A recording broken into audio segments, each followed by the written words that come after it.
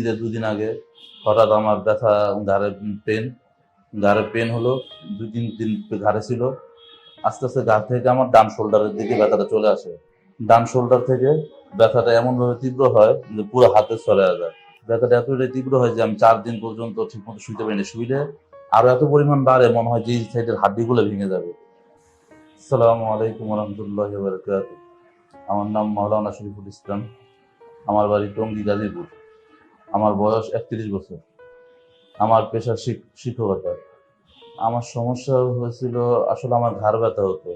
তো আমার মনে হতো যে আমি তো শোয়া থেকে উঠছি, হয়তো শোয়ার কারণে আমার ঘাড়টা হয়তো ব্যথা করতেছে। তো কিছুদিন 2-3 দিন ব্যথা থাকতো, আবার চলে যেত। আমার এরকম ব্যথা ছিল 2-3 মাস আগে। তারপর হঠাৎ এইবার ঈদের 2 দিন আগে হঠাৎ আমার ব্যথা, ঘাড়ে পেন হলো। 2